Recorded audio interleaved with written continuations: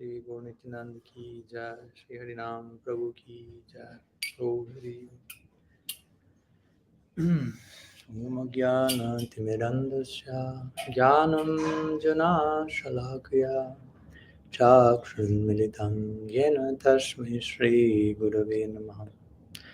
Namashrestam Manumapi Satriputram Matrasarupam Rupam Tasyagrajamuru Purim Matarim Gastavatim Radha Kundam Girivaram Maho Radhikamadhavasam Prapto Yasya Pratitha Kripaya Shri Gurum Tam Natasme Vanchakalpatarubhyascha Kripa Sindhubhyaiva Cha Patitanam Pavanebhyo Vaishnavibhyo Namo Namaha.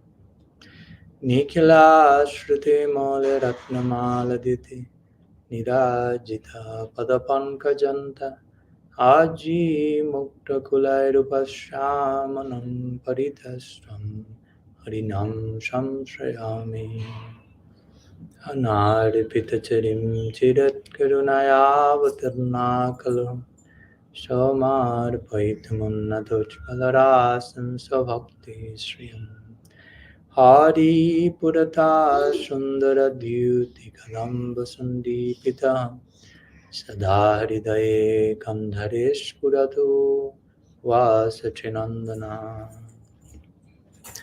Ajanulambita Bhujjo Kanakavadato Sankirtanai Kapitaru Kamalaya Taksham Vishwambaro Dijavaro Jugadharma Palo Vande Jagat Priyakaro Karunavataru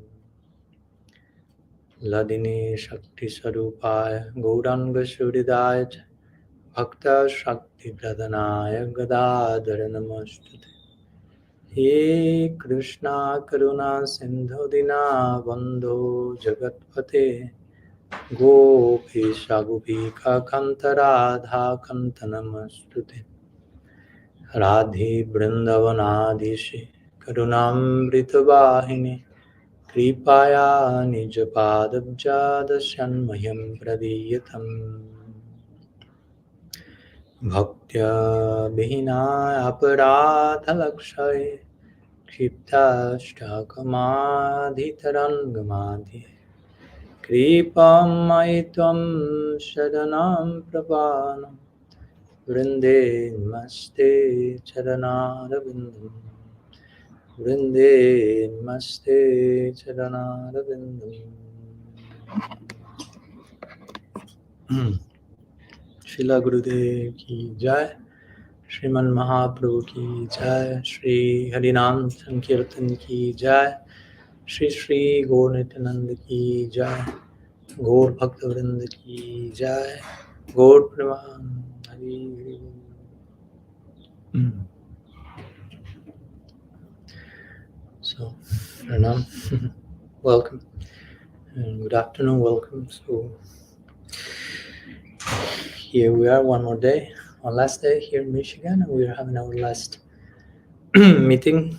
It was not in the official agenda, but today was holiday, so we thought, okay, maybe we can share a little bit more with those who may be able to come. So we're having ISTAGOSTHI, which basically means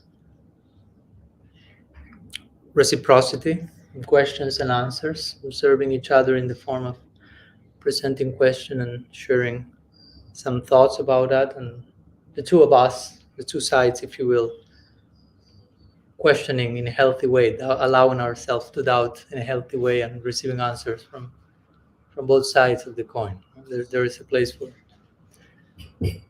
for having doubts. That's not a bad word, basically. There is place for doubts nourishing our faith, actually. Although doubt may seem like the nemesis of faith, the enemy of faith, but actually, if properly presented with sincerity, doubt will be nourishing, fostering a higher degree of faith. So we are interested in that particular type of faith. And that's the very role of the guru. You can sit at the feet of the guru and you can doubt. Not because doubt of the guru's integrity, but doubt in the sense presenting your doubts in a humble way. That be pranipatina, pariprashnena seva. Pariprashna means inquire. Inquire means I may have some doubts, and it's okay. It's not that we are to be chastised because we are having doubts. There is a place for doubting in a way that is progressive. Of course, Krishna in the Gita is saying those who doubt forever about the same thing, they will be never happy in this life nor the next. But those are not the doubts we are promoting here. But those who make us to accomplish a higher level of trust and confidence and shelter, all of which comes, again, exposing ourselves in a healthy way and sharing our hearts in intimacy. That's what sadhu sangha is about. That's what Krishna himself describes in the Gita. Machita matgata prana bodhayantas parasmana katayantas tamam nityam tushyanti charamanti. Dev Madhav Prabhu quoted that line the other day. The importance of feeding each other by opening our hearts, revealing our minds. That's what basically the best gift we can offer to each other. We can bring some other gifts and whatever, externally speaking, but internally, this is the real dakshina, the real giving of ourselves to Sri Guru. And among Vaishnavas also we have to learn how we give ourselves according to the relationship we have, how we can give each other eternally, because that's a type of love we will have for eternity. Rupa Goswami mentions that in Bhakti Rasamrita Sindhu. He said you have particular emotion towards Krishna, sthayi bhav, whether it may be, whatever it may be. But the question may come, and what about how do every devotee feel for each other? Because it's not that everyone loves Krishna and they do not care for one another. Only Krishna. So he speaks there about suhrit rati, which means love of a friend. Interesting. Love of a well-wisher. And that's how every devotee will feel for each other in the context of loving Krishna. Of course, Krishna is the common center, but we will be loving each other with that center in between our relationships, if you will. So, of course, if we want to reach such a place where that friendly love is there for everyone, here, this is the practicing arena, the training camp to, as sadhakas, exercise those biceps, you say? internal biceps of friendship, trust, confidence. Or as we were speaking just some minutes ago with Dev Madhav Prabhu, exercising the bicep of vulnerability, which may not sound like a bicep, it may sound the opposite. To be vulnerable means to be weak, right? Not to have strong biceps.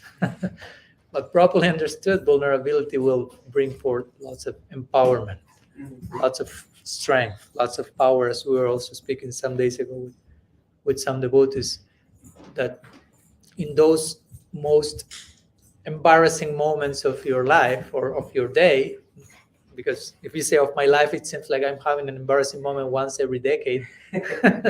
So let's be more realistic. In those most embarrassing moments of your day, you shouldn't enter into a guilt trip about, oh, I'm so fallen that Krishna is not loving me and I'm doing this not in the most perfect way, so Gurudev is not so happy with me. And you are projecting all this type of bad emotionality towards Krishna, your Guru, who are actually loving you despite the disaster you may be. Charming disaster. So I remember once on the boat in North Carolina, we were doing some play with the giant puppets, and there was some like group that played before them, and the name of the group was Charming Disaster. And I was just the whole moment thinking about that's us as sadhakas. No? I mean, we are a disaster in one sense, but it's charming because it's happening in the context of bhakti, under the shelter of Daivi Shakti, with the watchful, loving eye of Sri Guru and Vaishnavas on us. So, how much you can call that a disaster? That's the point. No, the charming part of the equation will win at the end of the day. So it's important that, and that my point is that's very empowering when I feel I'm in my most embarrassing moment of the day, but I can still feel the loving glance of Srila Gurudev. I can realize how my well-wishers love me despite my imperfections. Wow, that gives hope. That's empowering. But you need to be vulnerable. You need to recognize where you are and the failures you may be engaging. But on top of that, how much love keeps coming, knocking on your door. And naturally, that will create in us a change of heart. I mean, it's too moving. I want to reciprocate because, as we said the other day, this may be the moment of my day when I deserve that the less, but that's when I need it the most. And that's coming. And that's coming. So I'm being loved despite imperfections. And of course, that's the idea of love. Actually. Then we realize, oh, maybe I had the wrong idea of love in mind. I thought that I will be only loved when I will be perfect. But that's how do you call that? You call that conditional love. I love you if you are perfect. So call me when you are perfect. Kishore, send me a message. I attain perfection. I'll go on and will love you on that moment. And you will feel, oh, that's not so loving, Maharaj. No? That's not so loving.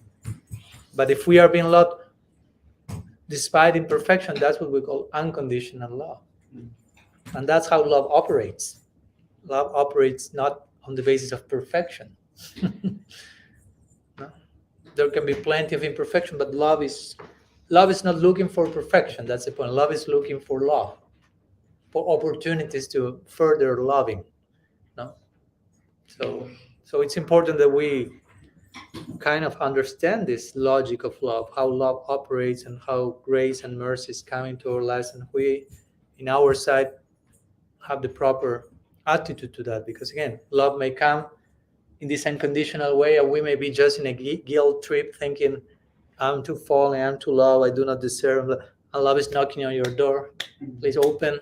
It's knocking louder and louder. And you're like, oh no, I do not, whatever. So we need to open the door and realize, wow, love's still knocking on my door. So we need to allow ourselves to be happy for that.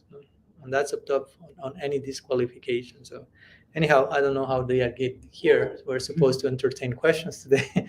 But my point was that questions and answers was ultimately an exchange, from heart to heart. And that implies sometimes willingness to expose ourselves and be vulnerable with the hope that this will be empowered me. Just to break it down a little bit and not just think, okay, some official meeting of questions and answers, and I have to have a very smart question, so everyone thinks, oh, how smart you are, nice question. No need for anything of that. So, anyhow, that's it. Trying to set the ground a little bit. I don't know if you have any questions or topics or doubts, something you may like to share. Also, if there is someone connected online that would like to share something, also are invited to that. For that, yes. What's your name, sir? Nandini Devidasi. Exactly. I was listening recently to one of your podcasts with Namras Prabhu. It was like the Vaishnav controversies. Yes. And I remember you speaking about something regarding kind of about, we hear different things from different devotees, and it's not like necessarily someone's right or wrong, and we have to come to that platform when we start to recognize like that harmony. And also I hear like you speaking about like, preaching at certain times, like Bhaktivinoda Thakur and different acharyas speaking to people for the preaching effort, for the sake of preaching, and it wasn't necessarily in line with Siddhanta, but they had, a purpose behind that, and they understood that.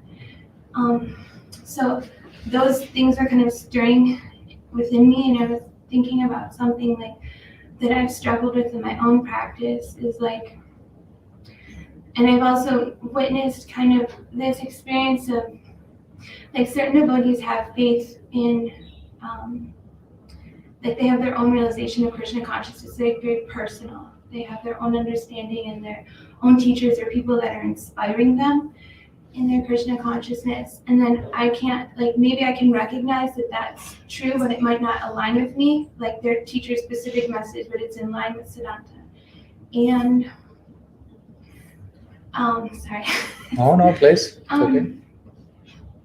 So I was wondering, like, and then we understand the philosophy, but I've also found in my practice, like where I'm seeing where I'm falling short, you know, in my practice, what's in line with the highest philosophy, and kind of finding that understanding of compassion for myself and kind of taking shelter of like what you're saying, like this love, instead of turning away because I feel like I'm fallen or I'm not qualified or I'm seeing this side of myself, or I'm recognizing like, oh, I'm not actually to the standard, I'm not actually a devotee.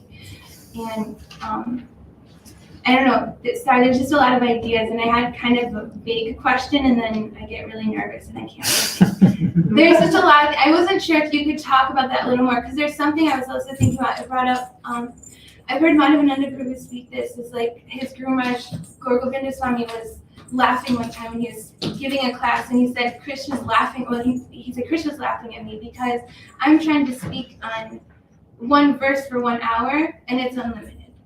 And I was thinking how Krishna, he comes and like is unlimited, and so it can be perceived in unlimited ways, and according to our Adhikara, there can be different things. So how do we, I guess my question is kind of like, if we kind of have some understanding of what's being given to us and what we're aiming for, how do we harmonize so they can understand our Adhikara and our ability to approach that? Mm-hmm. And I don't, sorry. No, it's okay, thank you. And I imagine there's much more. and that's okay. That's my point. That's okay. That's not a problem to begin with. So interestingly, a little bit disconnected to what I were, on some level, to what I was speaking before you made the question. So we didn't have an arrangement before the class with her. So I will speak about this, and then you mystically present something in connect. It was just a line. And of course, what you are mentioning is not just your struggle, but I will say that, I mean, I would say almost 99% of the sadhakas, if they are sincere, they will recognize, oh, I could have made that question myself. That was my question. I owning your question, if you will, something like that. So that's important. And to begin with, I appreciate your courage to present the topic, because for some that may not be, I mean, it's not, you are not speaking those things from the comfort zone. You need to get out from that to be able to say, hey, I'm struggling with this stuff here. So, but actually that's worthy of praise.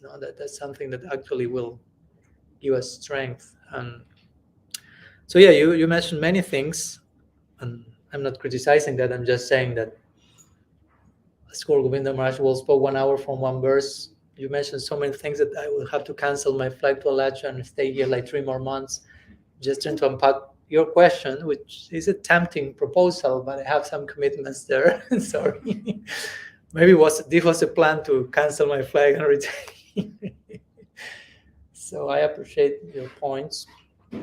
And just thinking about some of the things you mentioned, because again, from one of them you can make a whole lecture.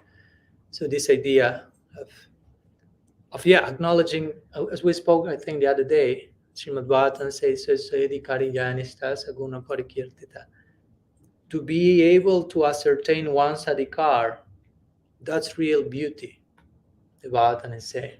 That's a very profound statement. It's not just like, oh, how nice, I know where I'm standing. But all that entails to really... Where does it say that? That's 11th canto of the Bhagavatam. I may have to check exact chapter and verse number. But yeah. So, but basically the idea is, to be able to grasp where you are, with all the ups and downs, if you will, with all your present capacities, present limitations, but present capacities also, no? Because sometimes we may become over focused on what we are still not. No? As we say, I don't know if you have the same saying in English, but you look at the half empty glass and not at the half full glass. No. She said, oh, the glass is half empty. Why you don't see it's half full? And we can get more water and fill it completely. No, it's half empty. Okay? You choose to have that perspective on yourself, but strictly speaking, that's not our philosophy. Unless, unfortunately, sometimes some may, without bad intention, but some may misread what does it mean to be transcendental. And they may think to be transcendental means you cannot be mistaken, you have to be perfect, you have to be, as we were speaking the other day, strict. And I don't have anything against these words. No? That's the verse. I don't have anything with the one strict, or again, whatever. But what do we make of them in our minds? No? Are they healing us, or are they traumatizing us? If I tell you, hey guys, you have to be strict, maybe some of you may read my intention and say, Joy, great, and you get fired up, and some others may get dysfunctional because they may feel, another sannyasi using the danda to chastise others and not to chastise himself, or something like that. Although I may not be doing that with my intention, but some layers of generational trauma may be triggered. I mean, there are so many layers of stuff that we don't have a clue it's there. And again, not to get depressed or not to get discouraged, just to be objective, realistic, and try to take healthy responsibility for my life, no, for myself. And part of taking responsibility for myself is what you mentioned of being compassionate with myself, no? In a way that is not that you are indulging in complacency, and you need to be compassionate with others, not with yourself. That's ego. Sometimes these narratives may infiltrate even in our own minds. Maybe we have heard that from some, but somehow they found a niche, you say? In our minds, and we at one point no longer need others to tell that to us. We ourselves trigger that naturally. Even in the face of something beautiful, no? Something beautiful may knock your door, and you may feel, I'm worthy, I'm useless, I'm not still perfect. And as I was mentioning in the introduction, the highest gift is knocking on your door. The love of Sri Guru and the Vaishnavas is extending to you, and its highest possible reach.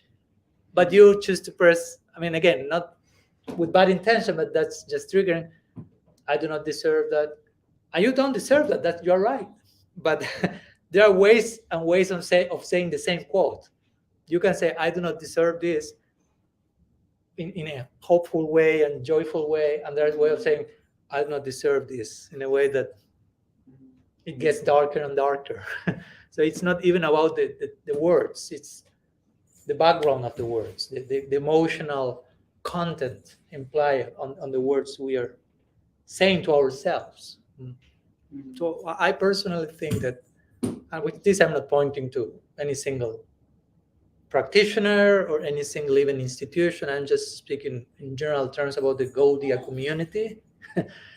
I think that we are in a stage of that requires deep healing on an emotional level, which is sometimes something that we may not be even accustomed to speak about.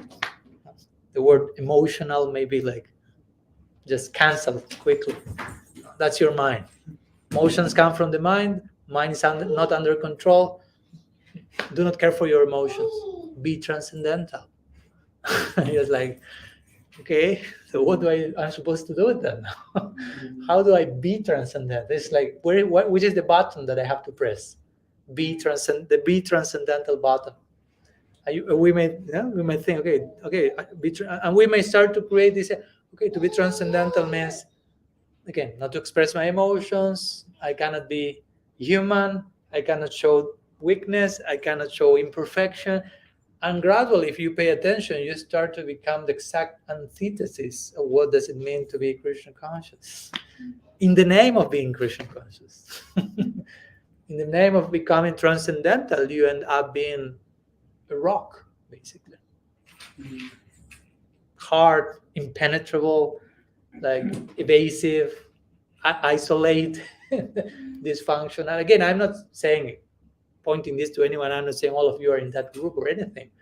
But on some level or another, most of us on some level have to deal with that in ourselves, or if not, if you don't have that, great, but someone in your close environment will have that for sure. And it's good to know what to do, because you cannot just tell that person, hey, chant Hare Krishna and be happy. Don't get entangled with that, just chant. I need something else between the chant and the be happy. I need the parenthesis with some further considerations. So there is place for, again, to begin with, I will say there is place for us to feel those things and not just condemn ourselves for going through something which is not utterly transcendental, because we are not there yet. And this I'm not saying just like you can remain there, no problem. I'm not just inviting for complacency. That, like I like to say, you have these two examples, two extremes of the pendulum. You have complacency, but you have neurosis. And we don't want either of them. The two of them are equally damaging in their own way. Complacency, I become like, I can be here, I can relax, it's okay. I'm already a devotee. I'm initiated, I have cool name. I have my guru, I'm on the other side already. No. On the other extreme, it's never enough. I'm not perfect. I'm too fallen. Too neurosis. So you end up in the madhouse. Hare Krishna, Hare Krishna. We don't want that type of chanting. You may keep chanting in the madhouse, but that's not the madness that will come from proper chanting. You will go mad if you chant properly, but you will go mad if you chant improperly. Another type of madness. And you don't want that one. In the name of such a nice ideal, to represent that in a dysfunctional way, that's not service to Mahaprabhu, that's not service to the Sampradaya. So, how to say, we need to allow ourselves a place in Krishna consciousness as we are, because unless we accept who we are now, we cannot be all that we can become. We have a beautiful potential. We all of us have the potential of becoming Uttam Mahabhagavat Paramahamsa, and I can be mentioning titles for 1 hour. That potential is there. And as we said the other day, we are seeing according to our potential by our well-wishers. So that's a very generous approach. We may not be there yet. So we have not to lose sight, okay, I have this bright potential. I have to keep looking at that, but also I have to be careful of not, creating and making of that potential a torture for me. I'm expected to be that, and I'm not yet there. And I'm not yet there today, and I'm not yet there tomorrow, and I'm not yet there next year. What's going on? I'm failing. And if you play out that too loudly, yeah, or you become dysfunctional, or you think this is not working. And you may end up in the sad conclusion, Krishna consciousness is not for me. So better I leave, because I'm failing constantly. This is so horrible. Every day I'm getting more and more discouraged. So better I do something easier. So at least I feel that I have attained something. I have accomplished something on some level. Of course, we don't want to do that, because Krishna consciousness it's Susukam to Mabhyayam. It's pretty user friendly. It's not that Guru and Krishna is expecting, again, become a pure devotee this weekend. If not, you are a failure. If not, I don't want to see your face. That's not bhakti. That's not Krishna.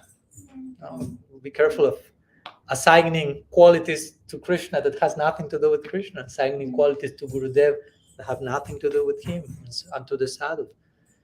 So it's important to allow ourselves, whatever we may be now, as embarrassing as that may be, with all the relativities and things that are there, if you are not acknowledging that, you will never be able to transcend that. So the first step you can do in transcending those is acknowledging those, because we may be evasive in the name of being transcendental. Evasive means I'm not allowing myself to fail, basically. I'm not allowing myself to be imperfect. That's evasiveness. That's not transcendent. That's not being transcendental. I like to define transcendence not so much as perfection, but as integration of complexity. Like, I have lots of complex stuff in my life. I mean, we're a complex being. We're human beings. Human beings are complex species. I'm not saying that in a bad way. It's just what we are. So there's so much complexity that needs to be integrated. So many things that are here and there, like scattered here and there, and we ideally need to create harmony. We are in the harmony collective, so there's a prize for you to be serving in this place. Again, not to get into neurosis, but to feel happy. Okay, I'm in a place that it's by its very name, the very premise of the name is inviting me to harmonize, to integrate complexity, to deal with diversity, and to put that in such a way that it's creating harmony. Harmony comes from music, which means you play different notes all together, different, but at the same time in such a way that creates one single beautiful sound. So you take all the diversity and you make something beautiful from diversity. Of course, it's easier said than done. I'm just sitting here and saying all this cool stuff, but then I have to walk the talk. And sometimes that may be complex. And that's part of life. Again, also, it's not something that I should think, what's going on wrong here? Because I'm finding this difficult. I don't know what to do. It's not that something is going on wrongly. That has to happen. You have to go through those situations. So your bhakti becomes more, I would say, more real, more honest, more human-like. I mean, we don't want to do away with our humanity. We want to enter the Nara Lila of Krishna, the Nara Lila of Gaur Nityananda. So Nara is there. The word human is there. So be careful of doing away with your humanity in the name of entering Nara Lila. That will never happen. You have to do something with your humanity, with your humanness, in the service of the divine. Again, with this, I'm not promoting any type of complacency or degradation in the name of relax, guys, and just allow yourself what's going on. I'm not saying that. I'm just saying try to accept that that's going on to begin with.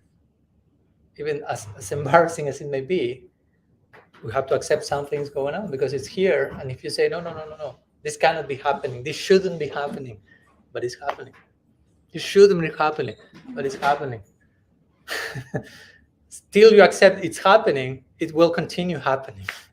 If you really want that to stop happening, first you have to say it's happening. Because unless you accept something is happening, that will never stop happening. Because if you don't see it's happening, how can you stop that from happening? You are not saying that. So we have to accept, okay, I am who I am at moment. Of course, I can be much more, but I have to do something with who I am now, today, at present. If I'm not doing my homework today, what's the point of torturing that I have not reached that highest, supreme, perfect, ideal platform? And it's delicate because in our tradition, we deal with such a high concepts, so much detail, as we spoke this day, such a high detailed theology and detailed description of all that we can be and all the developments of Prem, that we may be overwhelmed by that. Because that's so high and so detailed and so incredible that may create a contrast like, well, but I'm here. I mean, I like that and I appreciate that, but I can tell you I'm not there yet. And that can be overwhelming if you don't know how to accommodate, okay, that's a long-term goal and I'm here. I should establish middle-term goals shorter goals, so I have a sense of accomplishment in Krishna consciousness. Because if I only establish long-term goal and insist on that, I'm not there, I'm not there, I'm not there. I've seen many devotees getting discouraged by that. There may be like, I don't know, they are in the stage of anartha nibriti and bhajana kriya, but somehow they expect to experience things that will happen in asakti or bhava. And they are not realizing that won't come now. That will come eventually, but at present I'm in a certain stage, and there are certain symptoms corresponding to that stage, and I have to go through them. And many of those symptoms are those symptoms are what, as we spoke the other day, anishtita bhajana kriya, what Vishwanath Chakravarti Thakur describes, like ups and downs, instability in bhakti. And you may say, I don't like that. I don't like to go through that. Can I just jump into ecstasies and roll on the ground and cry? No, it's not happening. So the way to get there is to first of all embrace our present situation. For me, that has a lot to do with the idea of we are being personalist here. We are not impersonalists. So one of the aspects of being personalists is to acknowledge who I am as a person now, as conditioned as that may be. Now, still, it's not my Siddha Swarup and all my bhakti potential playing out. But whatever I am, if I do not learn to treat me as a person, as a sadhaka, I mean, I'm promoting Mayavad. I'm promoting lack of individuality, lack of will. I'm not allowing myself to be a person. So do you think that will take you to Golok Vrinda? If I'm not allowing myself to be a person, probably I'm not allowing Krishna to be a person in my life that much either. And that can extend to anyone and to everything. And everything loses their personality. I mean, everyone remains a person, but according to me, I will see everything in that way. So that can be desperate. So we have to acknowledge our adhikara, acknowledge where we are, who we are, acknowledge on some level where others are, or at least to allow that others will be in different situations than us.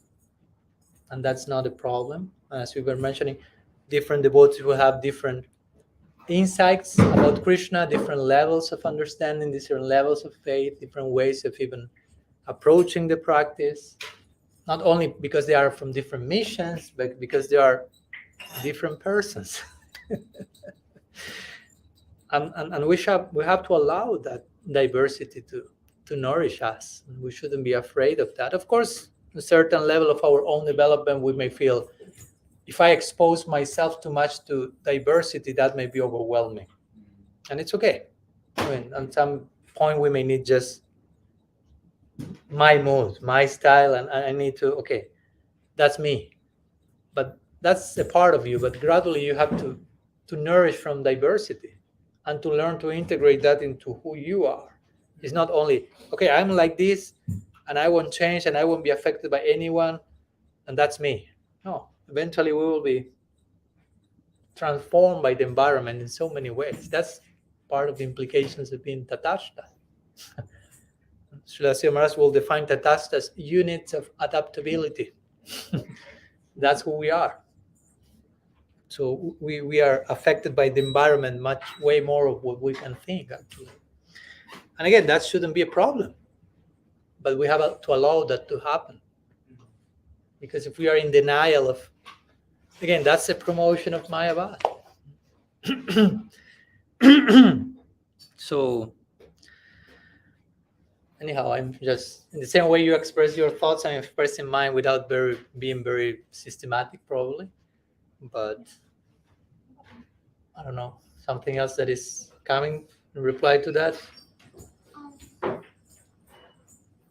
wondering if it's like something that's just part of the growth, like process maturing. Sorry, it's part of? It's part of like the growth process in Krishna consciousness as we mature. That, like, you know, like I found for myself, like holding on to this these fanatic ideas just to hold on to my sense of my relationship to Krishna consciousness. Mhm. Like, this is my practice, this is how I'm holding on. Mm-hmm. And then it's just part of the process as we mature that these things start to fall away. Yeah, hopefully, because if not, that will be a problem. I mean, the very fact. I mean, of course, I don't know you in detail, but if you yourself recognize, I'm holding to some things, but I acknowledge that's fanaticism. I mean, that whole structure is starting to be dismantled because you are recognizing that.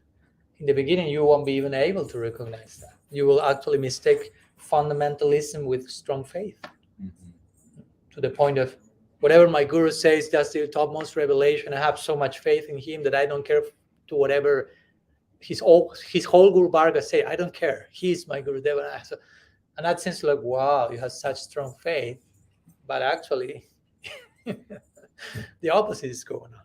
You have such a weak faith that you need to, like, in this bombastic way, like, present yourself, because if you realize how weak you are, I mean, everything falls apart. So you need to create some form of a structure, as fanatical as it may be. And again, I'm not condemning that. There's place for that in one stage. Not like that the child will think, my daddy is the best daddy of the world, and it's okay.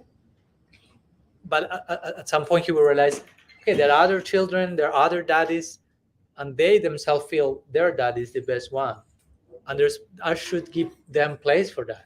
If I try to convince them that only my dad is the best one and they should accept that, that becomes a clinical case, basically. And that can happen with us. My daddy, my guru. My guru is the best, Amar Guru, Jagat Guru. I mean, I've heard some weird cases like that. I've heard devotees like we're saying, my Gurudev is the topmost personality in the world and everyone should be initiated by him. And someone asking, what do you mean by everyone? Everyone means every single person who is aspiring for initiation in the whole planet Earth should only take shelter in. Yes. And I was like, okay, call the ambulance or something. But he was like, have such strong faith. And I say, that's not strong faith.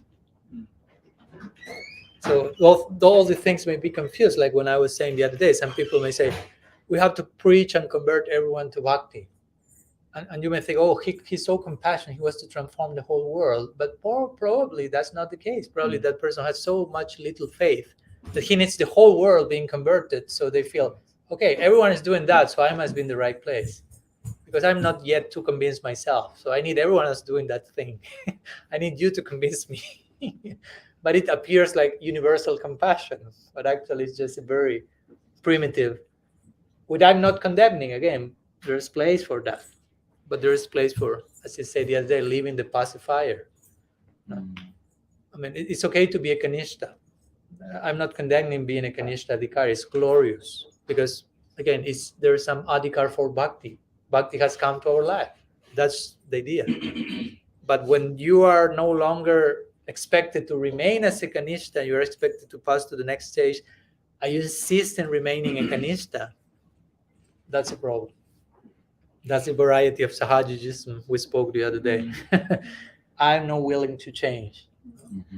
And so again, as you mentioned, you may realize I'm being fanatical, I'm being still holding, and I'm not speaking about you, I'm speaking about all of us humans.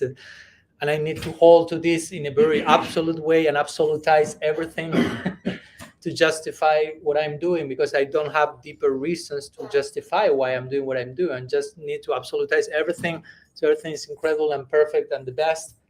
And I'm there, so I suppose I'm the best also, because I'm in the best. No, this implication in the background. There's place for that in the beginning, but in time, we need to have those myths being challenged by the environment, and the challenge will come even if we don't want. The invitation will be there to grow and to look beyond our particular neighborhood, if you will, and expose ourselves to growth, because as my Guru Maharaj likes to say, spiritual life is about change. Period. Just in case you didn't realize that, spiritual life is not about static membership. No. It's not that, okay, I am now Karkari member of the Sampradaya, I can rest for eternity. No. Give me a cloud in Vaikuntha and I have like, okay, no, I'm there, I'm saved, whatever.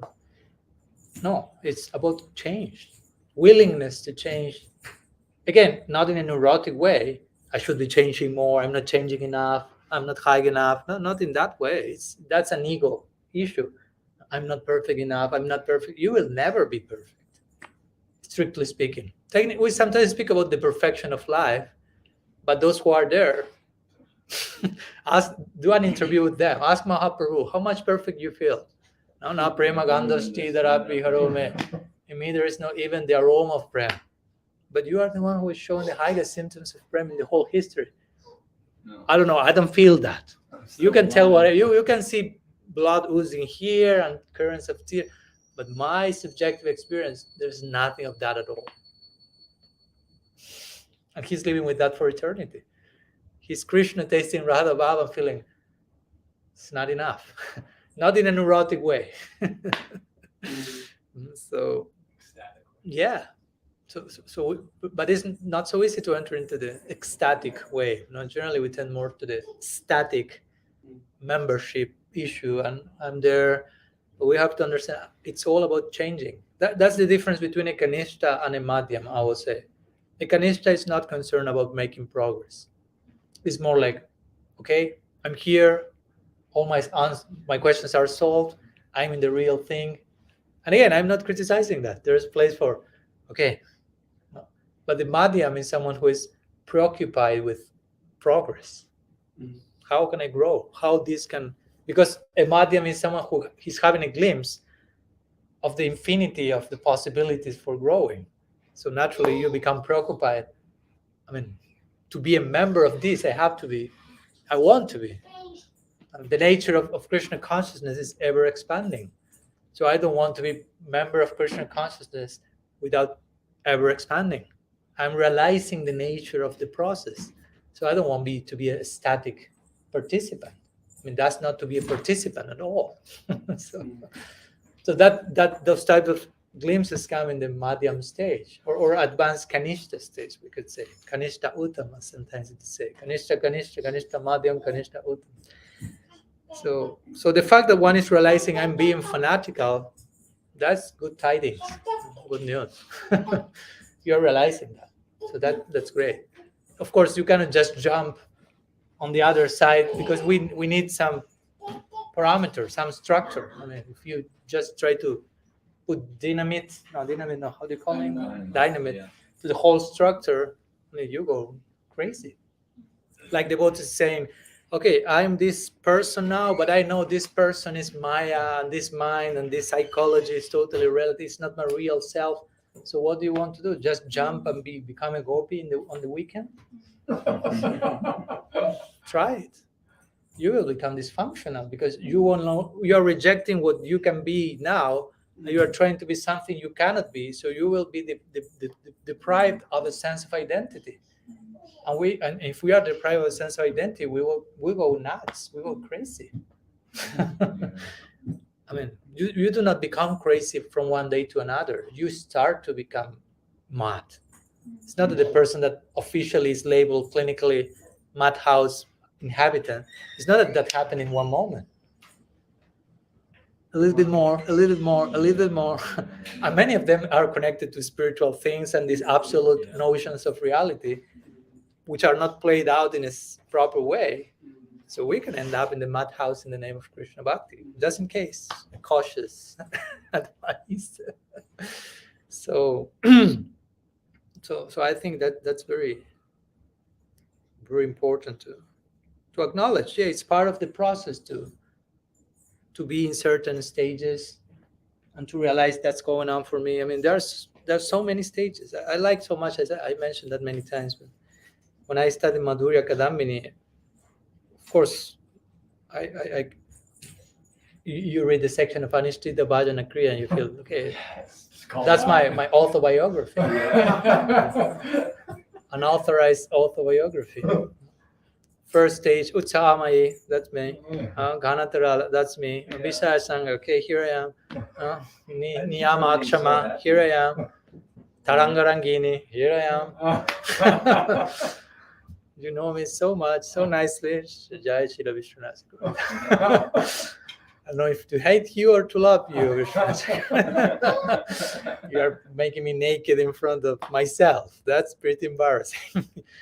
But my point is, at the same time, he's saying, but that will happen because Bhakti came to your life. Yeah. So this happening in the context of Bhakti. So it's a glorious embarrassing. Yeah. It's totally embarrassing, but it's glorious. Try to accommodate that paradox, as we say before. Charming, what did I say? Charming disaster. At one point of our practice, this cannot be together. Or it's charming or it's a disaster. No, it can be both. That was meant to be a sadhaka and to start to integrate all these complexities and paradoxes that in the beginning is like black and white, karmi devotee. No. Yesterday I was a karmi, but now I'm devotee. Oh, what happened in between so quickly? There's no in between stage that maybe will last for 2-3 lifetimes before reaching one end of the spectrum. That takes some time. To be a sadhaka is work in progress, and that's glorious. To be a sadhaka, we should feel.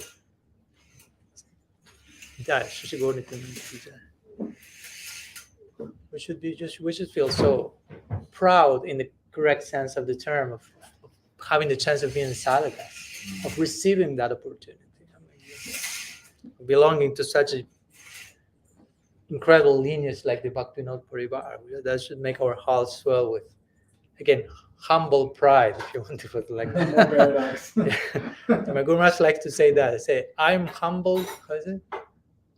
I'm proud to be a humble member of the Bhaktivinoda Parivar. These type of things. So yeah, spiritual life is about change. So try to keep that in mind, not in a way that is torturing you. Try to make it fit in such a way that is inspiring you. How do I make the word change, progress, to play a positive role in my life and not to be like a threatening ghost that is after me and it's never enough. Again, as we mentioned, perfection, if you are a real, I don't know, if you're a musician, for example, the closer you get to perfection, the less you will feel there's something called perfection possible. You will feel that. Because as Srila Maharaj will say, you get a glimpse of the infinite and realize there is no limit for progress. And we have to deal with that idea in a way that is sustainable for us, again, because all these ideas can be played out in a neurotic way. But all these ideas can be played out in a healthy way. Like, wow, I'm being invited to a place that I can be growing forever. Infinite possibilities. Great. But there is some trajectory to be expected in that connection. It's not that I will be there today, tomorrow. You may take some time. Like I told the other day, when one devotee asked Srila Siddhar Maharaj, Guru Maharaj, when will I attain perfection? And the question was a little bit more from this neurotic side, I will say. And Srila Siddhar Maharaj said, and the question was, if I am starting practicing bhakti in this lifetime, how long it will take to reach perfection? The devotee was concerned, perfection. And Srila Maharaj said, like, if you are practicing seriously, start this life, maybe 2-3 lifetimes. And the devotee was shocked. Like, thinking that's too much. And when Srila Maharaj saw the devotee's shock, he was shocked. Is that too much? I mean, for receiving what you are about to receive after beginningless cycles of birth and in 1-2-3 lives, you can get the topmost gift. I mean, he was shocked. Like, I mean, if you got a glimpse of the value of this gift, you will be willing to wait a long time. I was going to tell that story, so I'll tell that. Nandamura invited me to do so. Maybe you know the story, but we can always tell the story over and over again. Following Mahaprabhu's stand there. Anayor, again, tell it again. So once Mukunda, I will make it brief, but he was chastised by Mahaprabhu. And Mahaprabhu, basically, the chastisement was canceling the darshan, if you will. You cannot see me anymore. I mean, he didn't say anymore, but you cannot see me. So you try to imagine what does it mean. Try to imagine not so much what does it mean to not see Mahaprabhu, but to begin with, what does it mean to see Mahaprabhu? To begin with, to really see Mahaprabhu. And after really seeing, to not being able to keep seeing him. Try to understand contrast. Because we may say, oh, he didn't see Mahaprabhu. Well, I'm not seeing Mahaprabhu either. So somehow I'm carrying with my life. I mean, he's there, but I'm not there. So I'm seeing, but I'm not seeing. I'm praying to develop some. At least as Prabhupada Bhaktisiddhanta say, they are seeing us. Oh, we have to begin there. But for someone like Mukunda, he saw Mahaprabhu. And then Mahaprabhu himself said, now you cannot see, you are forbidden to continue seeing me. So he was dying, basically. He was dying in his place. And the devotees, in the middle of the situation, they were visiting Mukunda on a daily basis, and he was dying in separation of Mahaprabhu. And Mukunda had only one question in mind, and he presented that to the devotees. They say, can you present one question to our Prabhu in my name? They say, yes. What's the question? Just one question I have. When he will give me his darshan again? That's the only thing I have to ask. I don't care for anything else. That's what keeps me alive, the hope of seeing him again. So the devotees go back to Mahaprabhu and they ask him, Mukunda asked something. Mahaprabhu said, what does he want? He looked to another side, like strongly. They were like, oops. He asked when you will give him your darshan again to him. Mahaprabhu said, looking in another direction, 1,000,000 lifetimes. So the devotees were like, thunderbolt. 1,000,000 lifetimes. So they were thinking, we don't want to say that to Mukunda. I mean, we will kill him. But he's waiting for the reply. So on the way back to Mukunda, they were taking turns saying, you kill him. No, you kill him. I don't want to kill him. You tell him. You kill him. So anyhow, they returned, and Mukunda was lying on the floor, almost dying, and he looking at them like, any answer? Yes. What's the answer? And so, okay, someone said, he said that in 1,000,000 lifetimes you will be able to see him again. So the reply, unexpected reply from Mukunda is that he starts to jump and dance and celebrate and glorify. And the devotees are like, maybe he didn't hear well. He had some problem with his hearing, and he heard maybe 1,000,000 nanoseconds or something. Or something like that. So they went again to his ear and said, 1,000,000 lifetimes.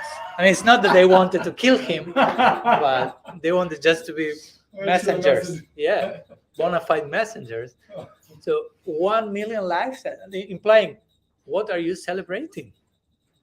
I mean, 1,000,000 lifetimes. Mukunda, when he heard for a second time, he started to dance and celebrate even further. So the devotees were totally like overwhelmed. Like, what's here worthy of celebration? You will be deprived for 1,000,000 lifetimes for the darshan of Mahaprabhu. He said, yes, but at least I know that I will see him again. So just to see him again, 1,000,000 life, to pay the price of waiting for 1,000,000 lifetimes in order to receive such darshan, that's nothing. 1,000,000 life. I'm ashamed to be paying so little. He continued dancing. So of course the devotees returned to Mahaprabhu. Mahaprabhu was playing the role, I'm angry with Mukunda, but actually he loved him. He was stirring the dog a little bit. So when the devotees come back, Mahaprabhu said, so, did you tell him? Yes. What did he say? They told him. He started to celebrate.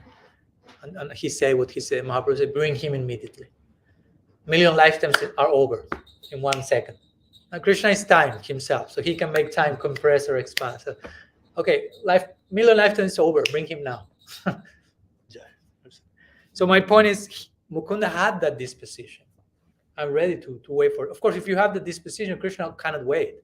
He will run to you. I cannot wait. So he's making that point. But the point that Mukunda makes is, what I'm receiving is so valuable that if I have to wait 1 million lifetimes, which is an extreme example, it's still too little. It's not that now I deserve this because I waited so long. He didn't feel that. So my point is that no, we are blessed with such a hike. I mean, we are.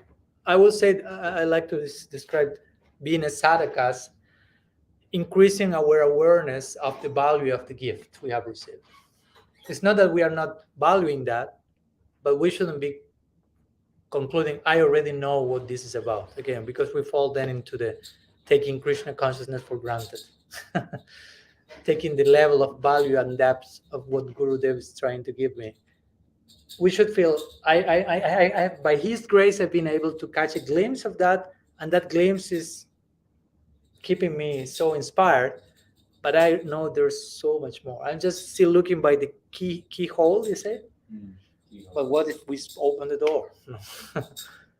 So again, my point is we should be always willing to keep growing and changing in a sustainable way, in a healthy way, and understanding that we have eternity on our side. Again, not inspiring complacency, like, okay, I'm eternal, so I can relax and just do nonsense for 10 lifetimes and someday I will get there. I'm not saying that. But also at the same time, not to make it like a, how to say, like a race, you say? Like a marathon, like, okay, I have to get there as soon as possible because, if not, what will happen? And what we were speaking the other day, I may lose my human form of life if I'm not doing it in this lifetime. Where does it say that? Krishna is saying, Kauteja prantiya nehiname bhakta pranashati. He's given so much assurance over and over again. If you are my devotee, I will always protect you. You will never perish. There's no loss or diminution. Rakshishati Vishvaso Goptriti Varanam. No? The central aspect of Saranagati is I have full trust that Krishna will protect me. This is not come from a complacent side. No? I accept that Krishna is maintaining me. I belong to him. I'm voluntarily trying to give myself to him. So won't he take care of me? Won't he reciprocate? Is he that cruel? Basically. I mean, why we hear so much about Krishna? Because we want to get acquainted who Krishna is, how Krishna is, how loving he is, how merciful, how all attractive. That's the very main term, all attractive. So I'm saying this in the sense of do not enter into this like guilt trip or whatever type of neurosis that I'm not making it. Oh, I will lose this form of life. Krishna will send me as a pig to Patala Loka. I have to surrender. I'm not reaching perfection. I'm 45 years old. I mean, the whole motivation of your practice will be totally affected by that type of sense of fear and guilt. And I have to. That's not Raga Bhakti. That's not what Krishna wants from us. So we have to be careful. Being strict with ourselves. Prabhupada says, strict with yourself, compassionate with others, but that doesn't mean I cannot be compassionate with myself. And that doesn't mean strict means who knows what. Neurotic with myself and whatever.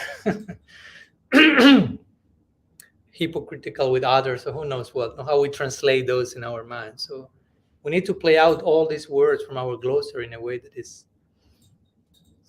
makes the whole journey joyful. I mean, the process should be joyful. Krishna is saying, so we shouldn't even want someone devotee ask him, the same to Srila Siddhar Maharaj, like, but he was a little bit too concerned that I have to get to the goal. I say, but if the process itself is so nice, so where do you want to go? And the practice, in fact, is very nice. So where it seems like you want to go somewhere else. But bhakti is a practice and bhakti is a goal. So if you want to go somewhere else, it means you are not practicing that much either. You are not understanding the nature of bhakti as sadhana, as sadhya. So we have to make friends with our sadhana, with our sadhaka project, to relate with that in a friendly mood, if you will, not just like the boss is there, some dictator is there, I have to, and fear and guilt and all this. Again, there may be some stage for that for whatever reason, but we should in time clean our project from all this type of things, because we won't go to the goal with those types of filters, if you will. So you have something to add, sorry? Yes, I didn't mean to interrupt. No. This has just been a pressing question for the past few weeks. Really appreciating when Hari Parsha Prabhu was here, he was speaking about not only is anartha nivritti important, but artha pravritti is also very important. Yeah. And just kind of in beginning to read your book and hearing from you, and also just kind of the general ethos, there's this, appreciation that a part of our sadhana is having clarity of prayojan. And then there's a statement from Srila Bhaktisiddhanta Saraswati Thakur that first deserve, then desire. So how am I to understand kind of that process and apply it within my sadhana? And in terms of at what stage of the devotional process may I start to have aspirations towards a specific mood of Raj? Okay. Somehow connected with the topic. Always connected. So yeah, this quote is quite well known. First deserve, then desire.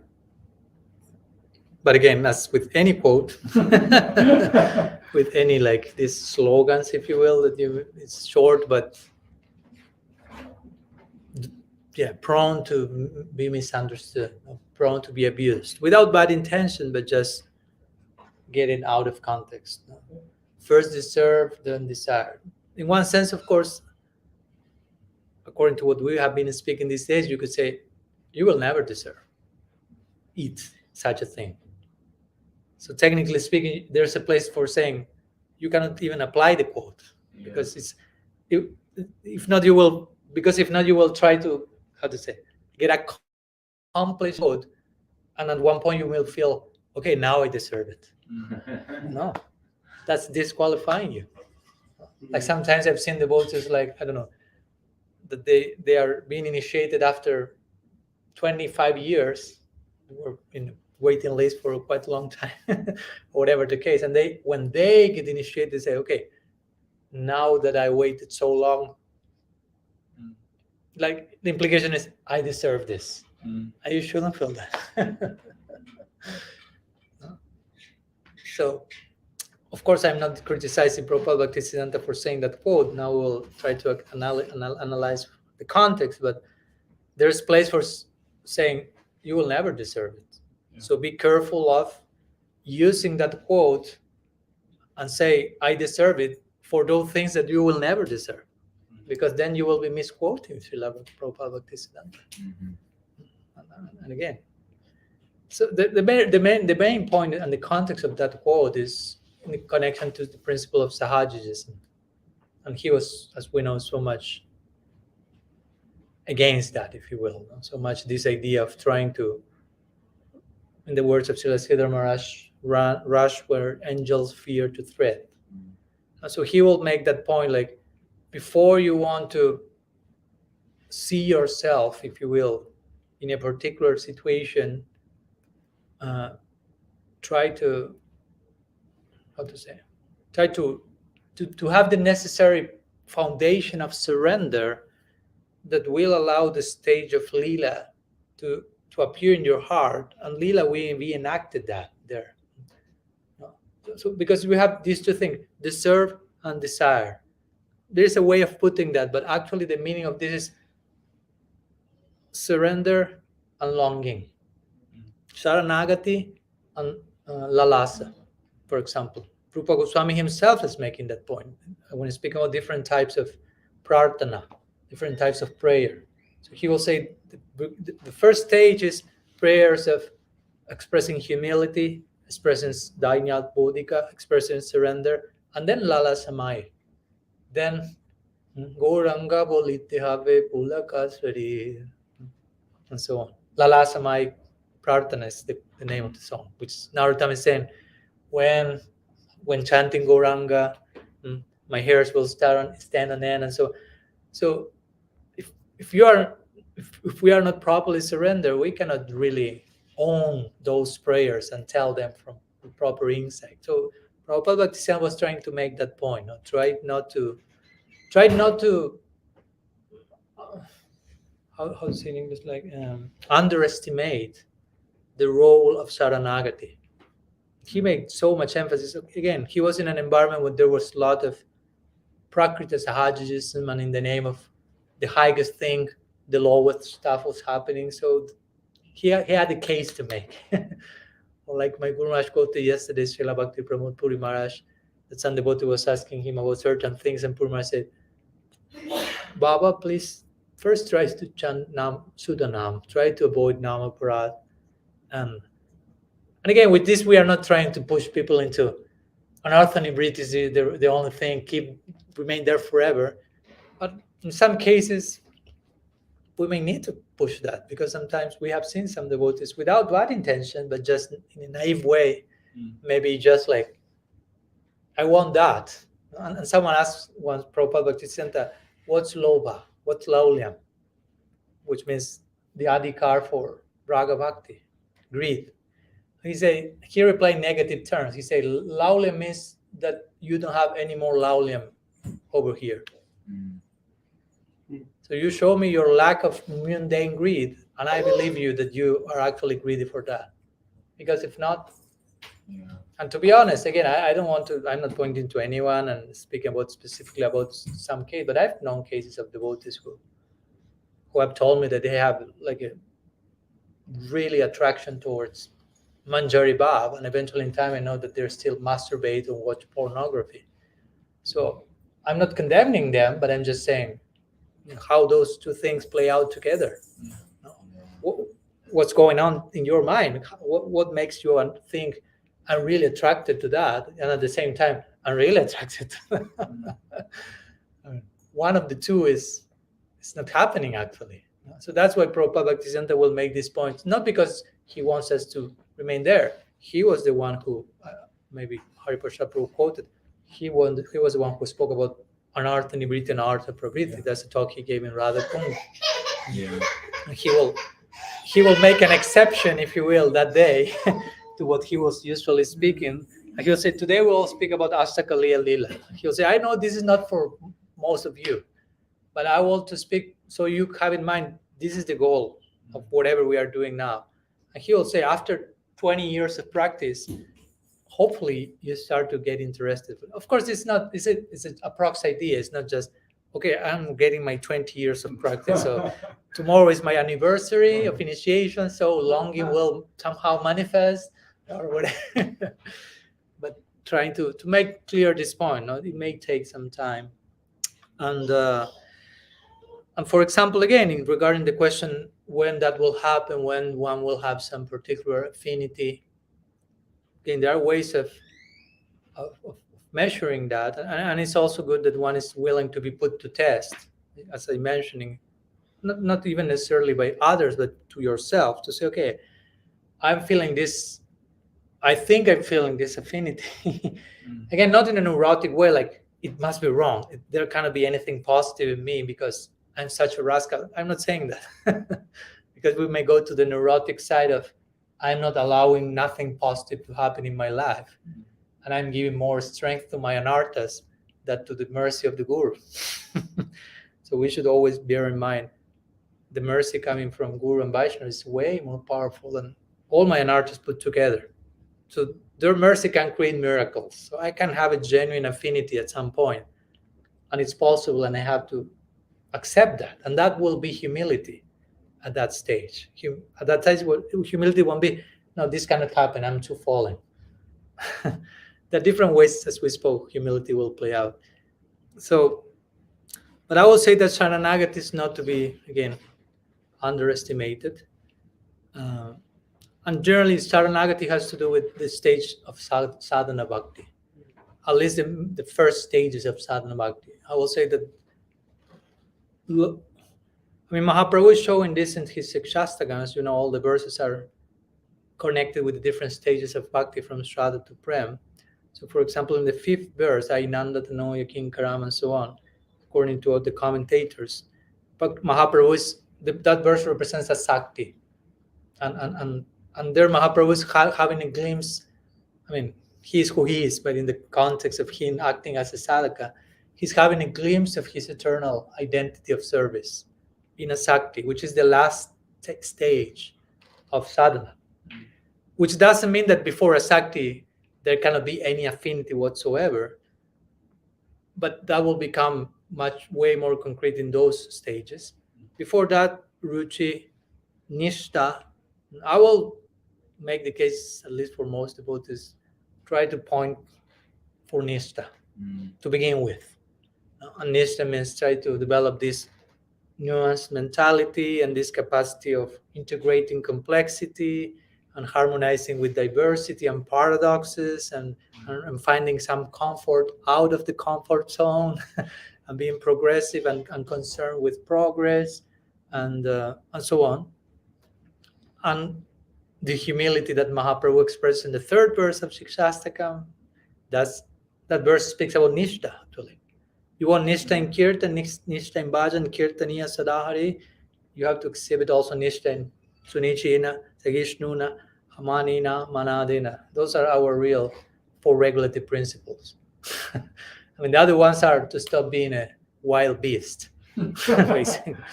So to put us in a cage and be civilized somehow. But then, okay, let him go out of the cage and be a Vaishnava.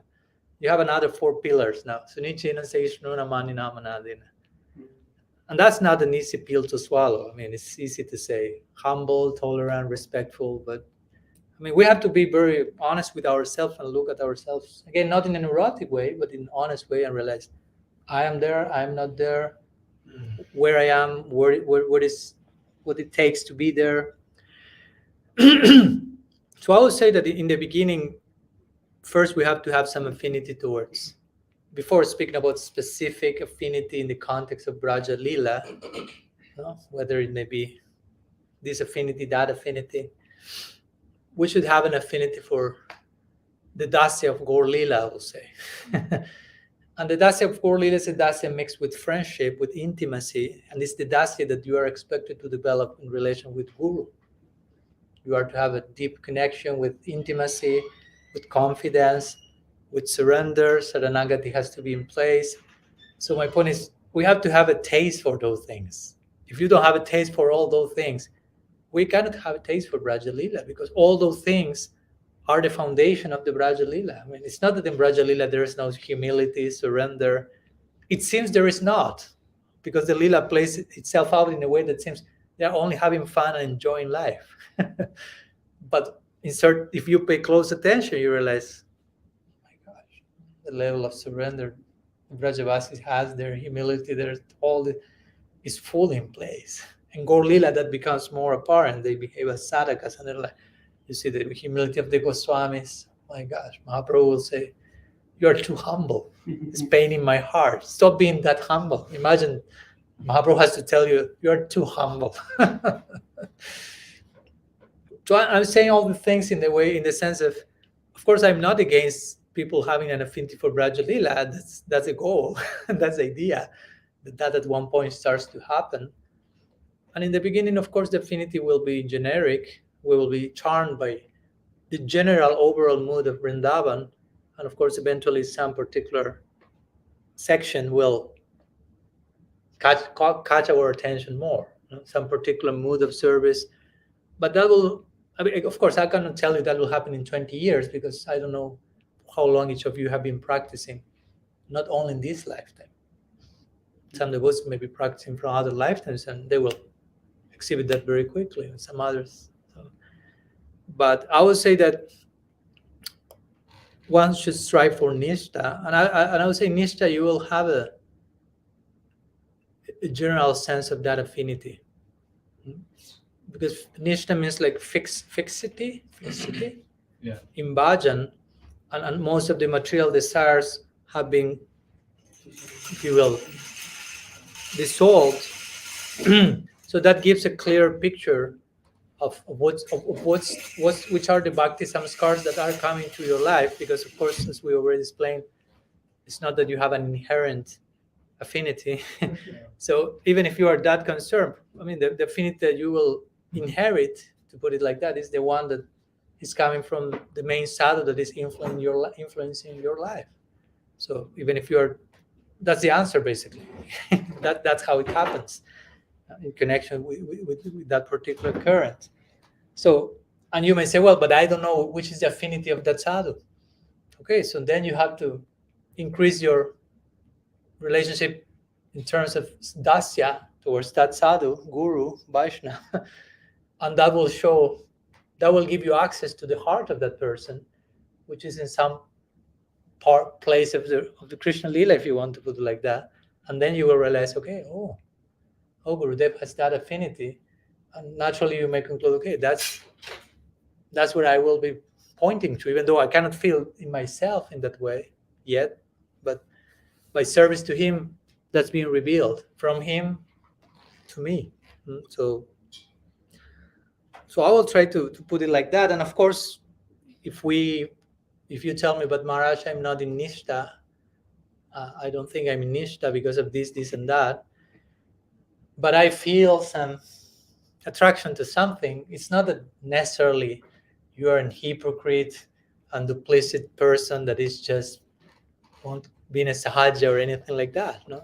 But I will say, if you know that you are not in Nishta yet, that's clear for you.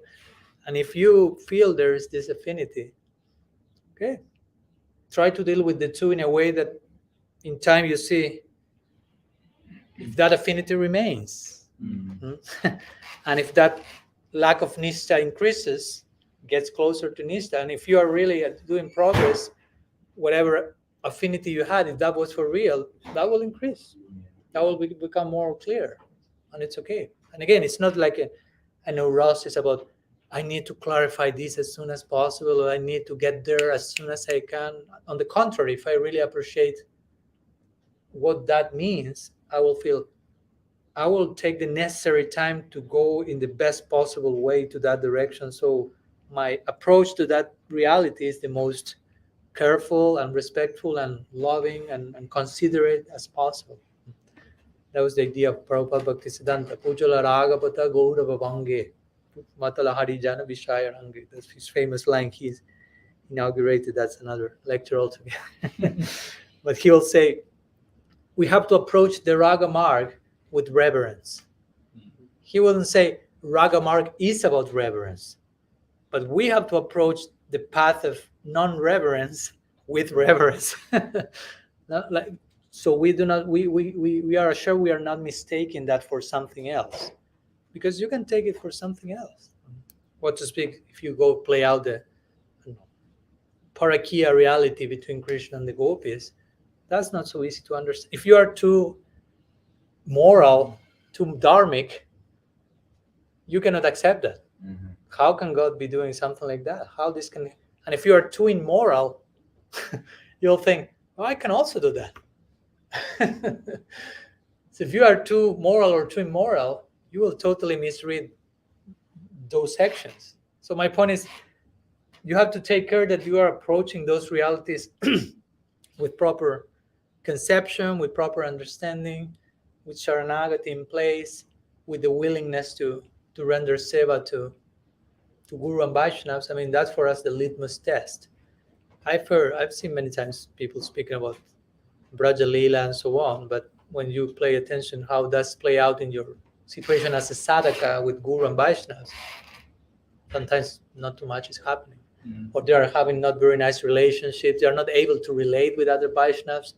So what do you think you will be doing in Braja Leela? Do you think you will be relating with other people every single day?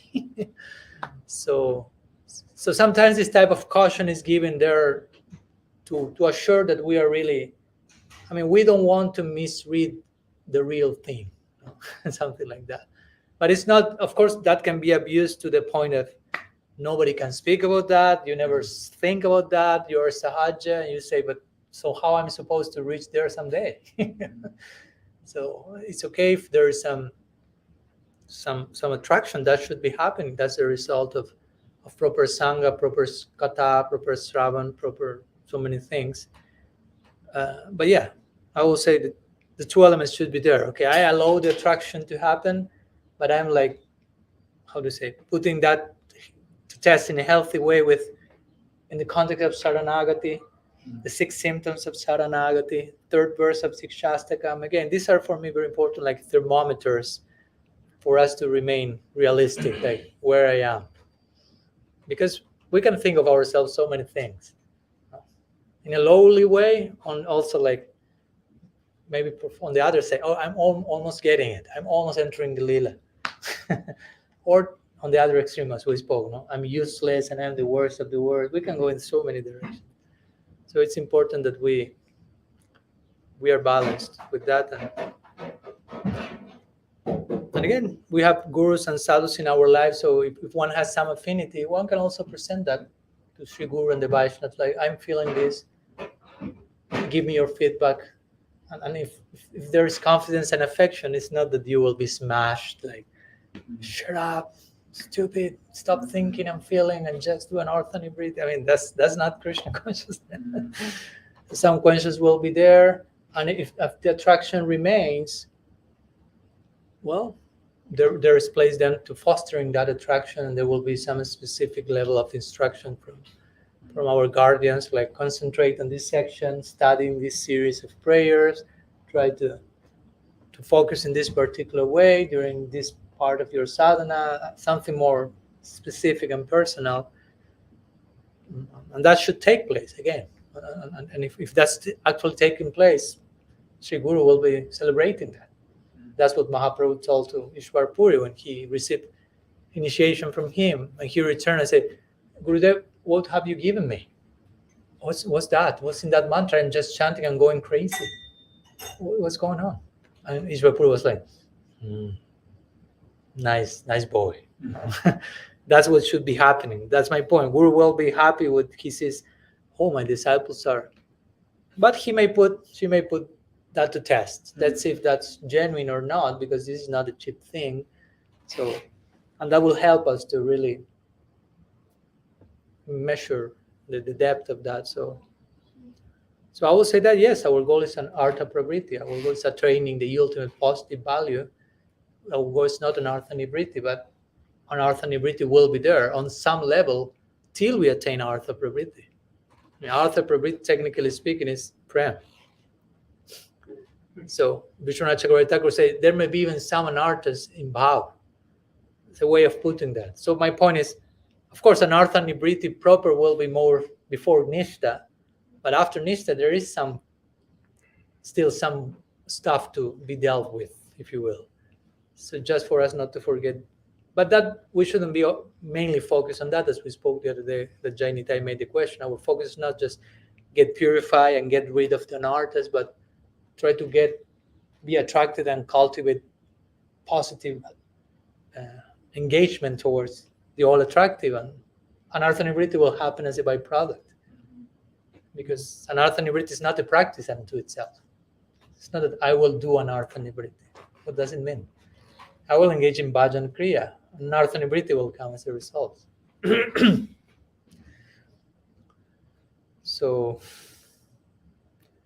yeah, I think there's place for the two things, because sometimes we may go to extremes. No, I don't want to speak about more anartha nivritti. Just speak lila kata. Just make me taste rasa. Or the other extreme, that's forbidden.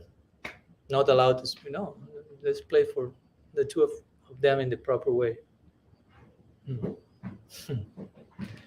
Oh, here's Bhakti Prasan Madhusudan Maharaj, friend of mine. Jai Maharaj. Sharnagati. Okay, thank you. It's correcting some Sanskrit pronunciation here. So anyhow, some thoughts about the idea. So Prabhupada Bhaktisiddhanta made it very nicely. He said that's the goal. And we will speak today a little bit about the goal, but maybe we'll mostly concentrate on what's our present goal. And as we spoke before, I don't know if you were here, we need to have short-term, middle-term, and long-term goals. So artha pravritti, long-term goals. But before that, you have other goals with that ultimate goal in mind. And in that context, we may be speaking more about anartha nivritti. Maybe not with those words, but maybe we were speaking about, again, as we were saying today, learning to be humans and deal with our emotions and things like you may say, that has nothing to do with prem. It doesn't, but it does. I mean, if you understand, I need to be a balanced human being so I can attain prem. I need to have my body, physical and mental, in place so I can be a functional sadhaka. That's totally related to prem, and that should be the case. I'm hungry. I need to eat. I need to go to the bathroom. Why? That's not Maya. That can be Sangha Siddha Bhakti. You can connect every single activity of your day with the highest ideal. I'm preserving my sadhaka deha for the sake of my ultimate goal. Even though externally it seems you are having recreation. But Krishna says in the Gita, Yukta ahara viharasya, Yukta chastasya karmasya, Yukta sapna babodhasya, Yuku bhavati dukkha. In yoga, there's place for recreation, he's saying. A yogi can recreate. There's place for that. With the ultimate NDA in mind. Not that it's a distraction, but it's something that is nourishing my present humanity and level situation. If not, I start to chastise myself. I shouldn't be doing that. This is not the higher thing. Rupa Goswami wouldn't be doing this. Why I'm doing that? Well, because you are not Rupa Goswami. Be sincere about that, and someday you will be closer to that by accepting who you are now. So things like that. So we have to be open to acknowledge both these quote unquote embarrassing relative things that we have to deal with. We have to be open to acknowledge that, but we also have to acknowledge something positive and transcendental comes, and we have some special affinity. We have to allow that to happen in our lives also. No? We have to be careful not to be in denial of this type of things, because there are two ways of hardening our heart. So that's not what Christian consciousness is about. So, anyhow, we have been already 1 hour and a half. I don't know if someone has some extremely urgent, pressing question. Maybe not that much, but Kishore raised his hand, so we can go with one more for finishing. I'm just curious about, you understand, yeah. Basically, you were talking about how we inherit certain kinds of messages, whatever environment. And one that I definitely struggle with is this idea that there are so many ways to displease Krishna. Mm-hmm. I find that created a very unhealthy mentality towards service, towards just devotional service in general. Where when you feel like, oh, there's just so many more things I can do wrong than right, and you kind of feel like, well, what's the point? Mm-hmm. If you don't do this, it's displeased. If you don't do this, it's displeased. It's kind of like, Krishna's transcendental. Why is there so many ways that he can become displeased? Mm-hmm. Other than Vaishnava Parad, that's obvious. Mm. But sometimes it sounds like there are all these ways that Krishna can be displeased, and it doesn't make any sense. It's Rasaraj. Mm-hmm. He's, also here Krishna doesn't really see it. He's absorbed in Ras Leela and with the Brajvasis, where to my understanding, he doesn't have an interest in what are kind of bumbling around, sadhakas, at least in a particular degree. He's interested in our bhakti, of course. Mm-hmm. I'm just curious how that works.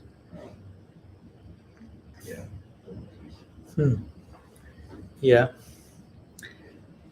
Yeah, that's a point also that Vishwanath Chakravarti Thakur makes at the end of his Raghavarma Chandrika, describing how Krishna is actually extremely absorbed in interacting with his Swarup Shakti, putting in those terms.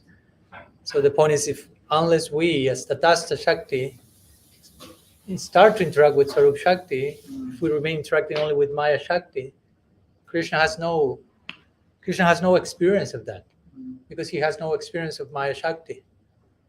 So the way Paramatma is presiding over that department, Tatastha Shakti, Maya Shakti.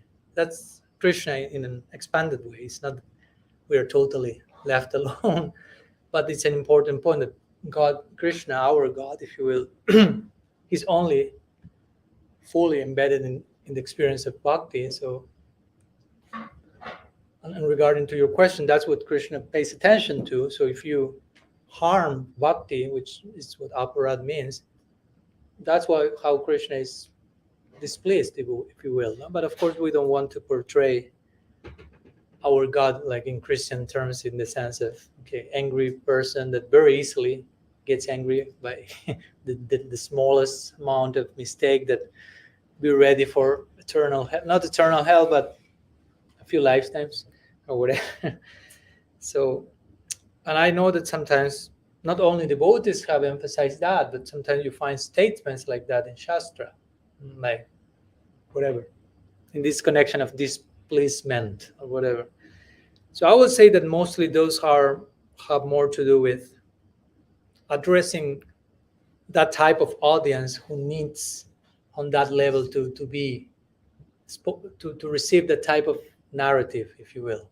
Because there's people who only will stop doing bad stuff if they are told which are the consequences of that. I mean, I think we may not be fully out of that equation yet. What kind of diplomacy? Mm-hmm. So there's ways, exactly. No. So last resort is danda, no? Which is chastisement. Now we can try to speak. There can be some form of some gift here, nothing works. If you do this, this will happen to you. Oh my gosh, no, I'll stop doing that. Be a good boy. So again, that's not the highest level of approaching. And again, actually, that's not Raja Krishna who is feeling like that. No? Again, Shastra may express itself like that at some point, but just to make that point to that particular type of audience who needs to be treated like that on that level. Again, remember that Shastra is very wide. It's kalpa-vriksha, which means it's there to fulfill every desire. And fulfill every desire means addressing every type of people who is in different types of situations. We have some overflowing here. It's like moving to John. I see. There comes the Kishore Gopal to the rescue. I don't know how you will do that one, but okay. Being a sadhaka has its challenges, as you can say. How not to spill the mercy. Mercy is overflowing, and I don't want to let anything fall into the wrong. So I would say mostly like that. No, I mean generally we don't hear Raja Krishna is displeased by that. No, Sri Nityananda Prabhu is displeased by that. Generally, it's a more generic idea of divinity, like to imprint that notion in us. Like there is that higher agency which knows what you are doing, and this is not good, and that will create some chastisement. Which again, for sincere surrender devotee, that's not necessary. That shouldn't be an issue, because you are not, as you say, concerned with. I don't want to displease Krishna. We are concerned, I want to please Krishna. That's a different orientation. Of course, we can get into that neurosis also. I don't want to offend. Oh, Gurudev is coming. What do I have to do as to not offend him? Instead of how can I please him the most? and even on top of that, if you will, how can I please him the most? You may think, oh, what's the very specific thing that I have to do to please him the most? And maybe you ask him, and he may ask you, what you would like to do to please him the most, and you're like, oh, I'm allowed to express my individuality here. Yes, today I was reading one verse from the Bhagavatam, which is saying that. It says, try to offer to Krishna, and Rupa Goswami paraphrases that verse in Bhakti Rasamrita Sindhu, try to offer Krishna those things that he likes the most, or those things that you like the most. Because if you like something, you will put some emotional investment. Okay, this is my favorite thing, but you will put Krishna in the equation. So maybe it's too much for you just to think what Krishna likes the most. Okay, what you like the most, and offer that to Krishna. He will like that. And eventually, so yeah, I agree that we are not in this, like, this orientation of what does Krishna, which is displeasing to Krishna. I mean, we have that clear, aparat. Yeah, he's not happy with that because you are attacking bhakti. Basically, it's like attacking his heart, biting the hand that is feeding you. Of course, that doesn't make sense, basically. But apart from that, Krishna is so merciful. Again, I'm not saying that in a spirit of complacency. Okay, we can relax. He won't take offense. He's absorbed in rasa, so I can do my nonsense and he won't even notice. It's not this from that side. It's just like, I want to please Krishna. I want to love Krishna. Even if I commit some mistake, Krishna won't see that. Bhava Grahi Janardana says just Krishna takes the essence of the offering of the devotee. Mahaprabhu is saying that also in the Chaitanya Charitamrita. They said, if a devotee says, you say Om Keshavaya Namaha, Om Narayanaya Namaha, Om Madhavaya Namaha, Om Govindaya Namaha, and someone say Om Vishnaya Namaha. And Mahaprabhu says, Krishna will say, did you mean Vishnave, right? My point is, Krishna will say, that was wrong. I was not pleased. He will say, actually you meant Vishnave, right? No problem. We can skip that one. I take the intention. I didn't see anything else. I know what you meant. Yeah. I mean, you go through the implications of that verse and it's like, okay, not to abuse that, but Krishna is saying, even if you are determined of, and he's in sadhu, for me that person is a sadhu. And what's the definition that he's giving that verse? He's not giving a very glorious definition. He's describing not an acharya, but a suduracharya. It means someone who is very ill behaved. But Krishna said, but he's trying his best to stop being that nonsense. And for me, he's a sadhu.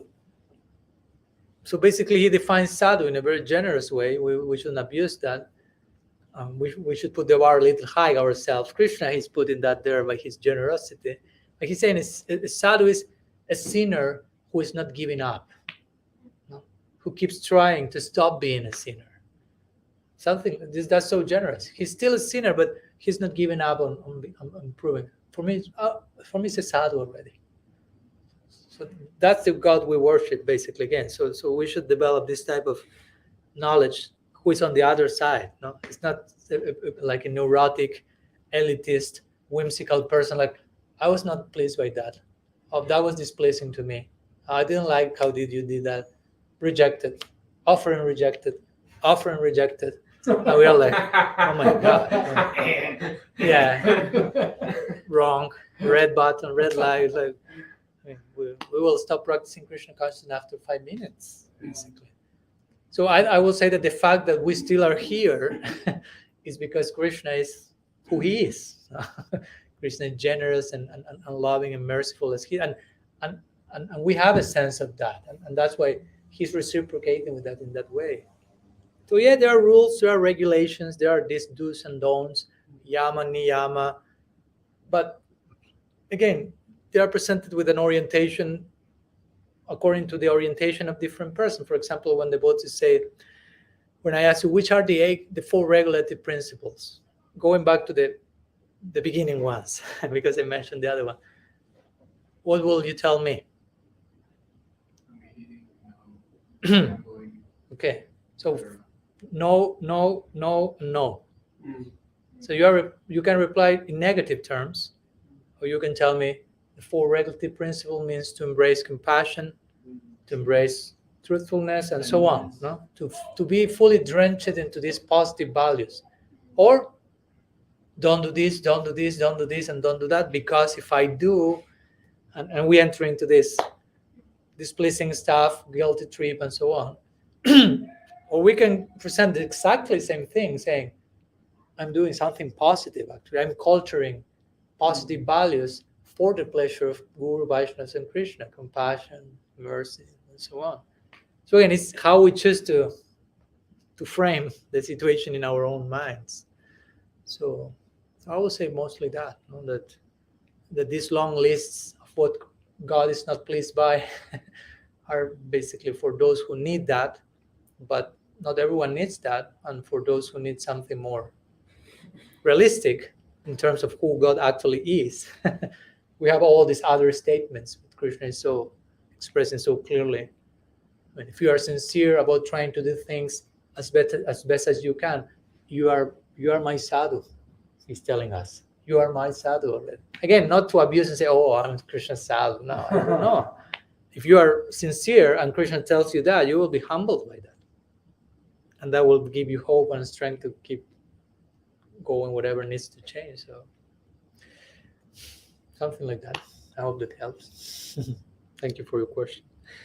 Okay, so I think we can close our session here. Thank you so much to all present here for your questions, for your association the last 2 weeks. It has been my pleasure, good fortune, blessing to experience the Harmony Collective, and I hope that I may remain in connection with under the shelter of such nice Vaishnavas and all of you. And if I can render somehow some service to each of you, you can count of me. Do not delete me from the list.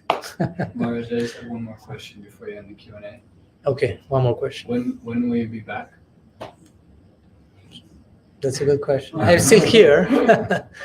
But today we were speaking with Deva Madhavan, and it was funny because I told him, like, well, okay, I'm not the person who likes to impose himself. No? So it's not like I'm inviting myself or anything. No. So Deva Madhava invited me, okay, I'm here. So I told him, okay, hopefully we were speaking today. I will see him today in the morning for a while, but we were kind of closing conversation and said, well, I hope next year if I'm maybe close, I may try to visit. And I said, no. That's not an option. You have to. This is already part of your itinerary. So I said, okay, this is like. So after last room. And I will have to cancel a few tickets and break a few hearts if I do that. So I hope I'm not breaking your heart by doing that, but I understand that there are some other hearts I have the chance of serving, hopefully. So yeah, after Alacha comes some trip to Europe, and then some trip to Costa Rica, Colombia, Mexico, and then some trip to UK, and probably then to India, and then to Costa Rica. So I will say next year, let's be realistic and honest with my capacity, but I'm connected also here, so see you soon and see you Zoom. Somehow or other we can keep in touch. So thank you so much again. Srila Gurudev ki jai, Shriman Mahaprabhu ki jai, Shri Shri Gaur Nityananda ki jai, Gaur Bhaktavrinda ki jai, Gaur Praman, Hari Bo, Vancha Kalpatarubhyascha Kripa Sindhubhyaiva cha, Patitanam Pavanebhyo Vaishnavebhyo Namo, Ananta Koti Vaishnava Vrinda ki jai, Gaur Hari Bo.